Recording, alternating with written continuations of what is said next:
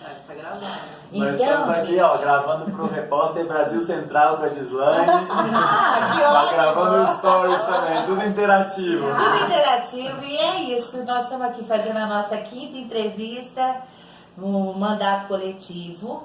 É uma proposta nova, pelo menos aqui em nível de Distrito Federal, né, para o mandato do PSOL de número 50555, que vai ser composto, caso eleito, e a gente espera que tenha toda a possibilidade disso, por 4 pessoas, 4 integrantes da sociedade civil, com várias atividades de mobilização social. Eles vão colocar aqui cada uma delas.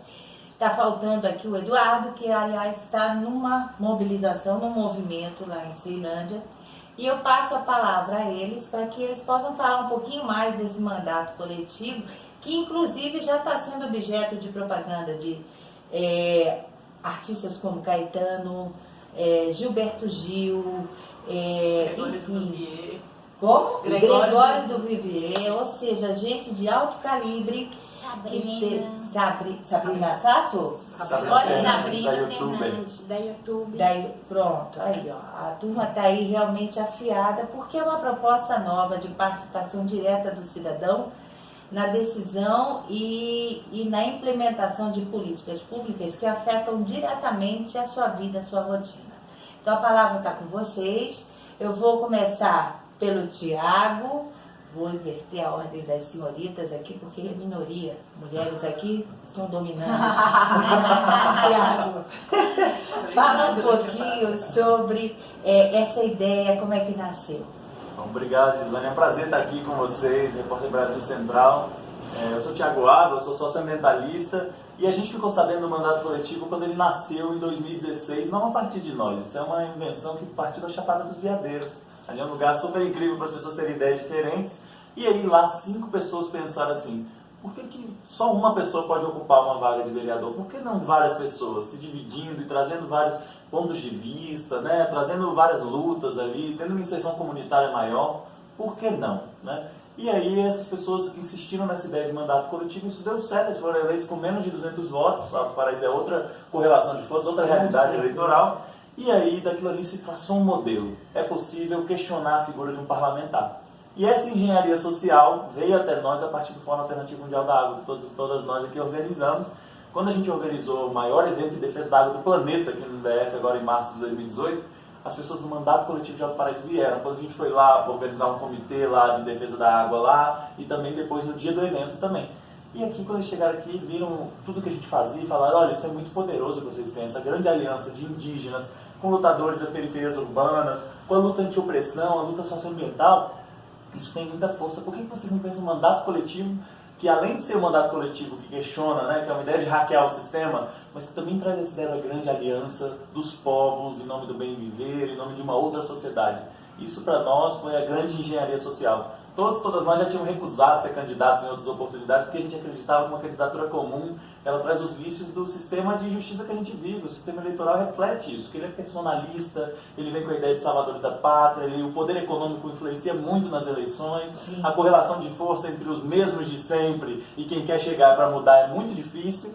Então o mandato coletivo ele questiona tudo isso e tem o potencial de realmente virar o jogo, mudar o jogo.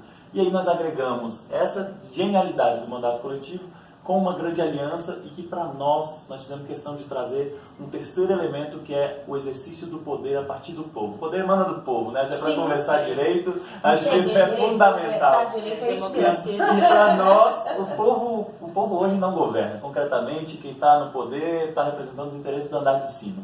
E nós precisamos trazer democracia direta, e para nós a melhor forma de fazer isso é através de assembleias populares dos próprios territórios, deliberando, conversando, projetando a sociedade a partir daquela visão, a partir da cosmovisão dos povos indígenas, de todos os povos aqui, e aí sim o povo mandando e o governo obedecendo. Foi assim que surgiu o mandato coletivo, que nós decidimos mesmo participar de eleição 28 de abril, todo o cenário eleitoral já estava todo montado no Distrito Federal, mas a força que a gente tem é muito grande, porque é uma aliança de movimentos, é uma ideia nova, que cativa, que chama a atenção, e por isso nós estamos bem confiantes agora. Que coisa boa. Vamos ouvir um pouquinho, Natália? Nádia. Eu tenho uma irmã chamada Natália. Só errei de irmã. Nádia, qual é o teu segmento? Então, eu tô, assim, a gente diz que a gente representa, a gente tem cada um, querendo ou não, a gente traz algum tipo de vertente, né? Aí o Thiago, só que a gente, ao mesmo tempo, a gente, como é que eu posso? Acho que convergir, acho que agregar, a gente agrega todas as lutas. Então, claro que eu, como uma mulher negra, eu venho representando muito a questão de negritude, de mulheres também, da luta das mulheres. Né? A gente teve aí, acho que a maior taxa de feminicídios agora, foram 21 feminicídios em 6 meses. Então, é uma pauta que está constante e que parece que, se a gente for observar, está só piorando cada vez mais. A gente está tendo uma onda de conservadorismo muito grande, a gente está aí com vários candidatos, inclusive, que estão fomentando ainda muito mais, né, essa violência contra a mulher, de que a mulher não tem poder, de que a mulher não tem que ser submissa ao homem. A gente, uma vez ou outra, a gente está ouvendo isso. A gente, acho que essa semana saiu, inclusive, uma notícia de uma mulher que foi espancada e o marido falou, não, mas você me deve obediência. Então a gente está nesse período de retrocesso, ou seja, tudo que a gente conquistou nesses últimos anos, com Lei Maria da Penha, com Lei de Feminicídio e várias outras políticas públicas que a gente conseguiu nesses últimos anos, a gente não perdeu elas, mas a gente está tendo uma onda de retrocesso como se elas não fossem importantes, ou de como se o Estado não tivesse de fato faltando elas. Então, assim, eu venho trazendo muito isso, mas como você falou no começo, a gente é da sociedade civil organizada. E a gente formou esse mandato coletivo porque a gente acredita que todas as lutas convergem para um único fim, que é o bem viver.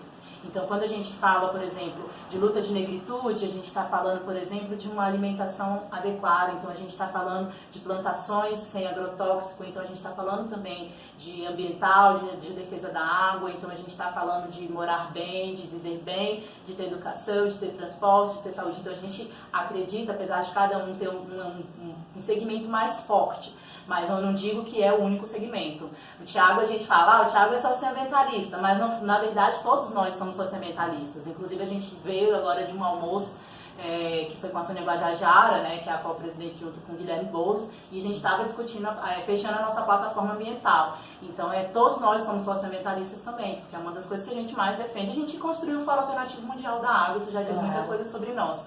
Então, na verdade, a gente tem esses segmentos, mas a gente está sempre, somos nós 4, mas tem todo um coletivo junto com a gente que está construindo tudo e que vai continuar construindo.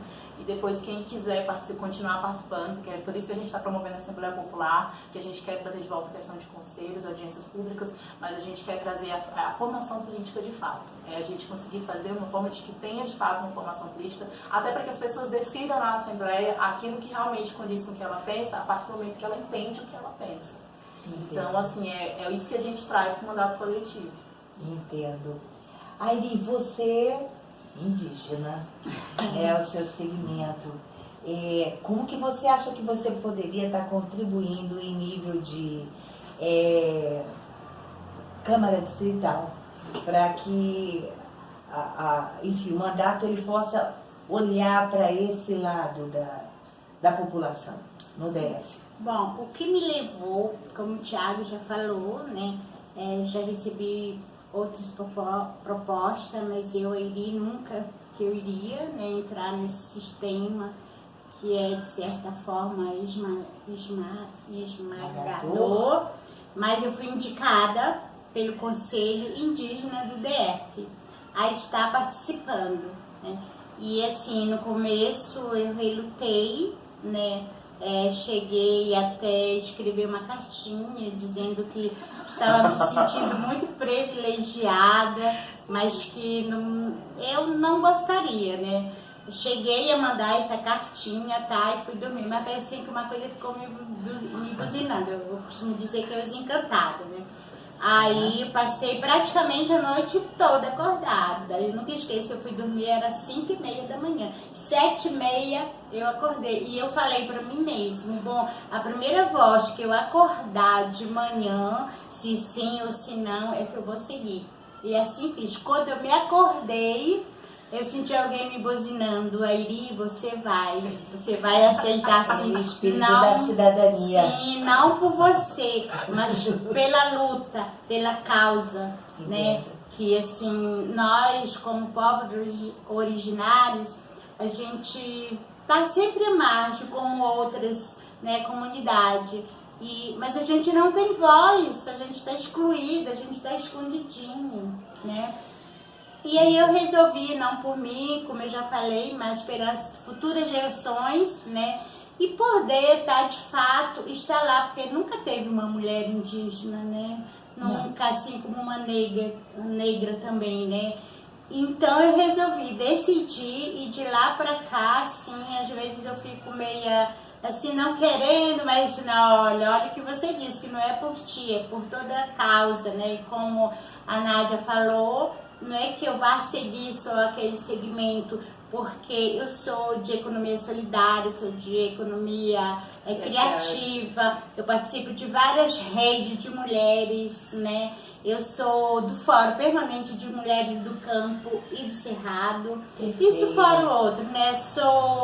E além disso, eu também coordeno um departamento que se chama Itinioca, e é onde agrega vários indígenas. Porque eu sou artesã, eu vivo do artesanato, né? Certo. Então, a gente sempre está junto, a gente está sempre viajando. E o que me levou também é para poder estar lá, para não só tá aqui incentivando os parentes, como dizem, indígena urbano, mas para o que estão lá na base. Porque se tem alguém aqui que está ali, que está vendo, que tem a possibilidade de estar ajudando eles, por que não? Claro, né? claro. Por que não? Então, Com políticas públicas de inclusão, que é a saúde da gente também, para uma educação diferenciada, né? Sim. Nosso meio ambiente, a nossa fauna, né, nossa flora, nossa mãe terra, por direito de estar ajudando eles também na demarcação dos territórios, que também está parado, está péssimo, porque para nós indígenas, se a gente não tem terra, não tem nada, né? Então chega de exclusão, são mais de 518 anos de inclusão. E o que eu sinto também é que, como Nádia falou, as coisas parecem assim que estão regredindo, sabe? Elas não andaram, ou eles não estão andando, elas pararam e ali está assim cada vez mais sendo difícil, retrocedendo. Então, por exemplo, naquela época não tinha tanta mortes dos jovens, mulheres e jovens indígenas se matando como tem hoje. Tá vendo? Parece uma onda muito grande de depressão. Isso, porque eu sei que cosmo é uma coisa assim que não... Desacreditados. Apesar que naquela época não tinha tanto estudante, não saía tanto, não sei se é por isso também. Esse contato direto, que em vez de melhorar, de certa forma, tem um retrocesso. Né?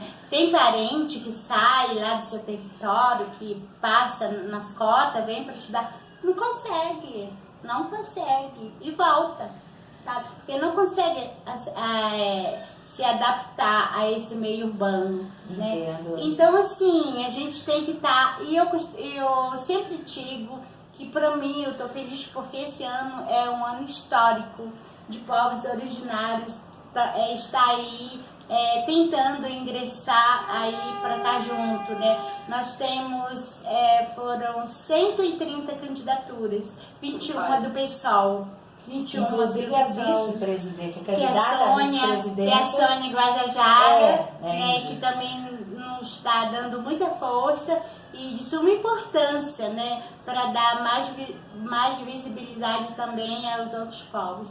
E é isso, estou aqui pela luta como todo, dos excluídos, né? Porque é importante. E nós que já viemos de lutas, a gente sabe exatamente aonde está acontecendo as coisas da exclusão, porque nós vivenciamos isso, a gente está na base, né? Não é que a gente nunca viu ou ouviu falar, não, a gente está ali, a gente está na luta. Sabe a realidade. Sabemos a realidade. Ok. Um testemunho muito valioso de um setor, como ela mesma chama assim, adorei, as culturas originárias dos nossos ancestrais, né? E que a gente muito pouco conhece. muito pouco conhece e que esse espaço político realmente precisa crescer, porque está havendo mesmo uma morte dessa cultura.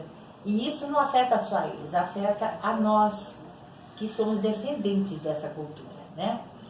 E eu queria agora tratar um pouquinho da questão legal, né? Porque isso é muito interessante, é o mandato de uma pessoa que vai ser exercido por 4, né? Então nós temos um registro único, né? Que foi feito no nome de um de vocês só, não é isso? Mas existe também a comunicação ao TRE de que será um mandato coletivo. Então, nada está sendo escondido, até porque se estivesse sendo escondido agora ficaria público. Campanha Tem toda uma campanha, o Gilberto Gil já botou as 4 cantos, o Caetano. Não é segredo para o TRE que isso está acontecendo aqui no DF, né? Então, muito bem. Como é que vocês pretendem repartir esse mandato? Quem vai sentar na cadeira? Quem vai ocupar o gabinete? Já até me perguntaram, tá? Isso é pergunta que eu trago lá de fora. E como é que vai ser a assessoria? É uma assessoria para cada um deles? Eu falei, eu tenho a impressão que não é assim não. Para trabalhar com a gente vai ter um trabalho. Nem o salário Eu ia falar disso. Nem o salário. Bom que Então, nós temos uma advogada entre nós, né? Maravilha. Facilita muito colega, ser advogada. olha aqui que maravilha. Então, vou perguntar para ela, ok? Vou perguntar para ela. Nádia, coloca para a gente de uma forma bem tranquila, bem clara, Tá. como é que seria a instrumentalização disso. Tá, eu vou começar do começo. Certo. Como a gente fez até agora e como a gente pretende fazer. Estamos chegando aí, como o Thiago falou, desde o dia 28 de abril, dia 28 agora a gente faz quase 5 meses entre pré-campanha e campanha, Sim. mas que a gente vem debatendo e discutindo como seria esse mandato coletivo. Claro que a gente ainda vai ter muita coisa aí a construir, porque é coletivo, Não tem coletivo, nada pronto. e não tem nada pronto. Você vai ver que não tem realmente nada pronto, tudo nosso é decidido coletivamente. A gente não vai lá e bate na tela e fala, é isso aqui, pronto, acabou. A gente vai lá, conversa com todo mundo, a gente conversa nas outras reuniões de articulação e aí a gente decide tudo coletivamente. Então é um mandato coletivo de fato, inclusive nem é um mandato coletivo dos 4, porque a gente discute com outras pessoas tudo que a gente vai fazer. A gente não chega Como se vocês fossem delegados desse mandato. A serviço A da construção serviço social. dessa assembleia que está atrás de vocês. Isso. Na verdade, eu nem gosto de dizer essa palavra atrás. Não, eu digo que vocês estão, digamos, vamos falar de uma forma. Meu avô era criador de gado, coitado, era boiadeiro, né? Aquela coisa que andava para poder levar o gado. Vocês são os bois de piranha. Vão e apanham na frente. A turma que vai entrar no Rio Paraguai, eu sou de lá, vai entrar no Rio Paraguai, primeiro ser atacado, para depois passar todo o rebanho.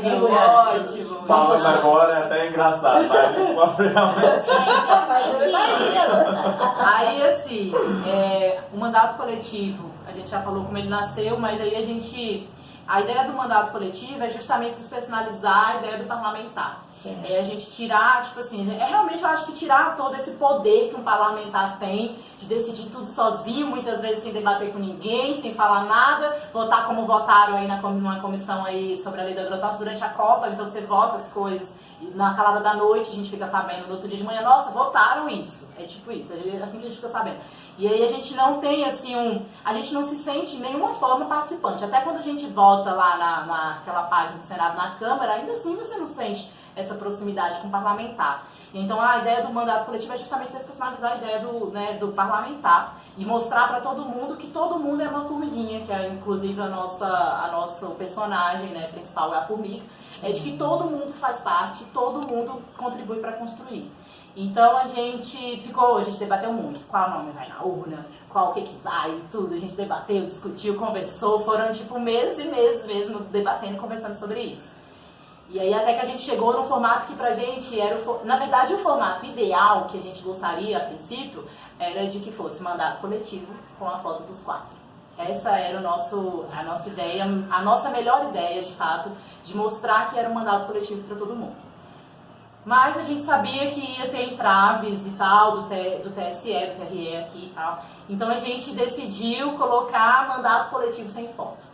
A gente foi o único, porque a gente não é o único mandato coletivo concorrendo nessas eleições no país. No DF a gente é o único. Certo. Mas no país a gente tem aí mais ou menos 12 iniciativas de mandato coletivo. Todas do PSOL ou de 9 delas do Nove pessoal. delas do PSOL. Interessante. Então, assim, a gente resolveu colocar mandato coletivo sem foto. E a gente foi o único que teve essa iniciativa de não ir já com uma ideia de alguém que já realmente está ali meio que se registrando mesmo, né, como outros mandatos coletivos fizeram. Colocaram o nome em mandato coletivo, mas botaram uma pessoa, essa aqui é a pessoa que vai na chapa, então tem o nome da pessoa lá. A gente não, a gente decidiu realmente sem foto e a gente registrou no TRE, a partir do dia 16 de agosto, com mandato coletivo sem foto. Mas a pessoa que empresta o CPF, a gente fala que ele só empresta mesmo o CPF, até porque o Thiago, ele é o nosso único filiado com tempo de filiação para concorrer nessas eleições. Entendi. Que era no mínimo de 6 meses. Entendi. Entendeu? Nenhum de nós, dos outros 3, tinha essa afiliação para esse tempo, né? Então o Thiago é a pessoa que... O Thiago Agro é a pessoa que empresta o CPF.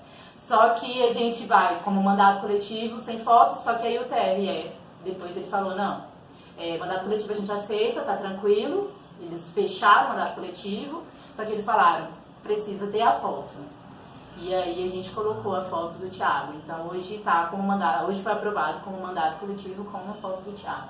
Sim. Mas a ideia é que realmente os 4 dividam tudo. Então, assim, como é que vai funcionar? A gente tem um acordo de compromisso entre os 4 que a gente construiu também ao longo dessa campanha, que diz o seguinte, que é os 4 dividindo o salário. Então, a primeira dividindo o salário, que o salário de um deputado distrital atualmente é de R$25 mil. Certo. Aí tem gente que fala assim, mas isso vocês vão... Como é que eles Custar falam? Custar mais. Aí eu falei, quando eu falo para as pessoas que a gente vai ser reconhecido parlamentar, eles falam assim, mas então vocês vão valer? Vão valer 4 parlamentares? 4 vezes 25 mil. É tipo isso. Aí eu falo, não. Aí eu falo, não, é 25 mil para dividir entre os 4. Então a gente vai ganhar aí mais ou menos 5 mil, 6 mil, batendo assim, né? 6 mil salários de um professor de ensino fundamental. Tem gente que diz assim, quando a gente fala isso, eles dizem, que coisa diferente. Aí as pessoas falam assim, mas e as outras verbas, né? Também as pessoas perguntam muito isso. Porque é 25 mil reais, mais 15 mil de verba indenizatória, mais uns auxílios creche, uns auxílios técnicos, uns auxílios. E o que a gente diz é o seguinte, que a gente vai dividir o salário. Então, tudo que a gente vai receber de fato é o salário. Então, a gente vai dividir o salário. Mas, todas as outras verbas que a gente acharem que forem desnecessárias, que a gente fala desnecessárias assim, tipo auxílio técnico. Um trabalhador comum não tem... A gente não recebe auxílio técnico, a gente mal recebe um auxílio creche, que é uma coisa... A gente mal consegue colocar uma criança na creche. Né? As mães mal conseguem colocar uma criança na creche. Então, assim, essas coisas que a gente acha que realmente são desnecessárias, a gente vai abrir mão. E aquilo que a gente conseguir pegar para reverter de volta para a população, a gente vai usar para reverter de volta para a população.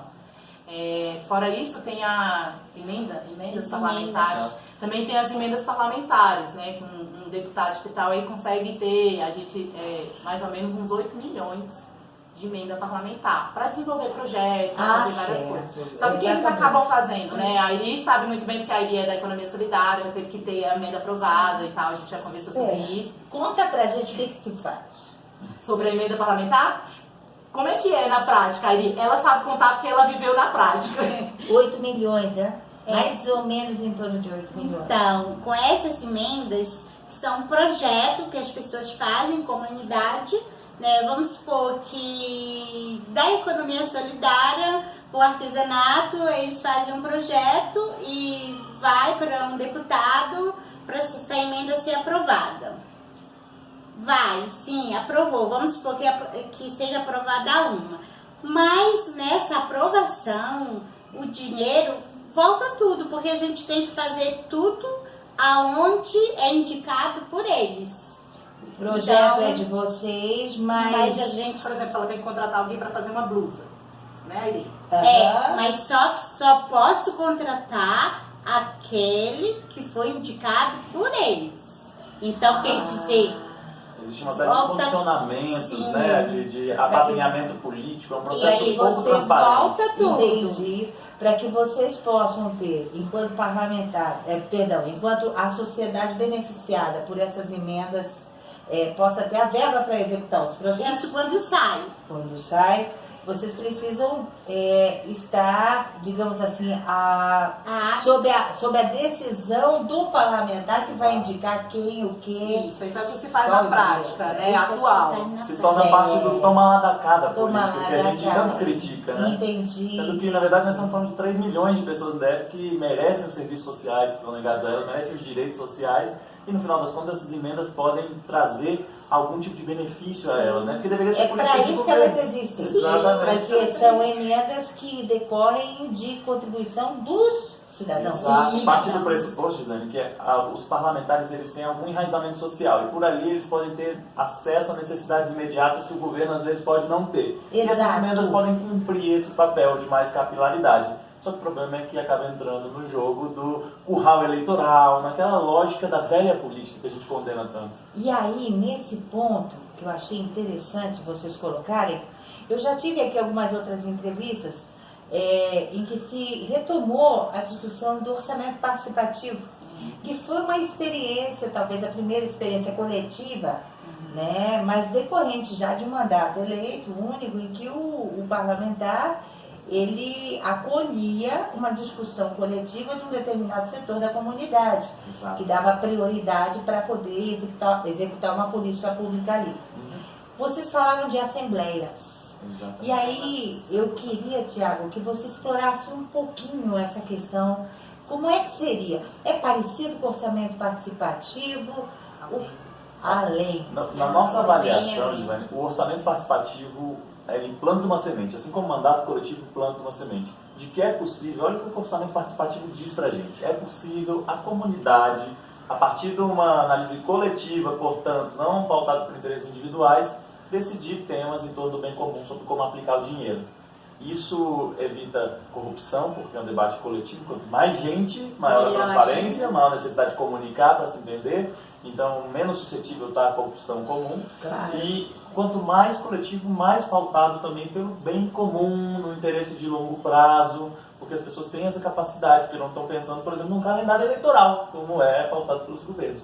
Então, no final das contas, o orçamento participativo planta uma semente, mas que nós acreditamos que ainda é uma iniciativa boa, por exemplo, nos governos Dutra, no próprio governo de prefeito da Luiz Erundina, em São Paulo, trouxe iniciativas inspiradoras nesse sentido. Mas nós queremos uma democracia direta mesmo, para que o poder realmente emane do povo, inverter o sentido da política. O povo manda, o governo obedece. Então, no final das contas, o povo não decidir sobre uma pequena fração, porque o orçamento participativo começou com uma fração maior de decisão coletiva, e foi diminuindo a fração, e foi diminuindo a efetividade daquele processo, até que ele foi se esvaziando. O processo de conselhos foi se burocratizando cada vez mais. No final das contas, hoje, concretamente, a população não decide para onde vai as riquezas do 8º país mais rico do mundo. Nós queremos que o povo decida todo o orçamento. Não só uma pequena fração que os governos cedem a eles. Nós não queremos a migalha que cai da mesa dos poderosos. Nós queremos que, na verdade, o povo sente a mesa e reparta a comida. Então, no final das contas, a gente acredita que as comunidades, principalmente as comunidades mais pobres, que pagam tudo da vida delas, elas pagam imposto através do consumo, porque nossa tributação é regressiva. O pobre paga muito, o rico paga pouco ou nem paga, dependendo de se é retirada de lucro, se é IPVA de jatinho. Se um determinado candidato foi eleito presidente, Exatamente. passar uma política de arrecadação tributária. E a gente acredita que existe muito recurso no Brasil, nós temos toda a riqueza necessária para a gente ter o bem viver. É só o povo ter a capacidade de decidir. E para se depender dos poderosos, isso nunca vai acontecer. Então as assembleias populares são um processo de insurgência mesmo. O povo se reunindo para debater estrategicamente que tipo de comunidade e território se pensa, e vai envolver o segundo passo, que é lutar para fazer aquela deliberação valer. O mandato coletivo é um instrumento para fazer aquilo valer dentro da institucionalidade, mas não é a única forma. A mobilização, as marchas, o trabalho de base, de conversar, o convencimento social daquilo é fundamental. Nós estamos falando que a democracia direta ela vai muito além do que apertar um botão numa urna a cada 4 anos aqui no DF, que é o lugar que menos participa politicamente, aliás, nem eleições municipais nós temos. Então, no final das contas, a gente está dizendo de uma democracia cotidiana. O povo debatendo e lutando cotidianamente para transformar o país. No final das contas, a gente não fala nem só de orçamento, mas fala da própria gestão das coisas, do cotidiano mesmo. Onde é que vai ter tal escola, como é que vai se organizar a nossa segurança pública, como é que devem agir os servidores públicos que estão ali a serviço do povo, não contra o povo, como a gente vê casos, por exemplo, uma fiscalização truculenta, violenta, agressiva, como é a GFIS contra trabalhadores ambulantes, ou diversos outros casos. No final das contas, é o povo gerindo, e aí existe aquele mito, assim, que a gente fala muito. Dizem que panela que muita gente mexe, a comida sai ruim. Isso pode até ser verdade na gastronomia, na culinária. Na decisão política, quanto mais gente mexe, mais pautado pelo bem comum vai ser. É o bem comum. E aí, dentro dessa perspectiva de mandato coletivo, com decisões da comunidade, o que dentro desse mandato vocês têm como prioridade dentro dos setores que vocês atuam? Então, nós temos aí no DF educação, saúde, nós temos economia, né? Qual o plano de governo de vocês? Vocês vão priorizar a partir de reuniões com os setores? Vocês já têm essas prioridades? Vocês já fazem essas reuniões? Já tem uma carteira de prioridades? Ou vocês pretendem, a partir daí, desenvolver isso, voltando à comunidade? Como é que se instrumentaliza isso? Bom, isso é super importante, porque, na verdade, nós somos a única candidatura a deputada distrital que são perguntados para nós qual o projeto de DF e projeto de país. Não perguntam, vocês têm 5 propostas para apresentar para o deputado? As pessoas perguntam para a gente que sociedade a gente projeta. Isso é maravilhoso, porque a gente mostra a vocação de grandeza que esse processo tem. Né? Nós temos um projeto de país, sim, e nós estamos há muitos anos para realizar ele, só que nós não temos a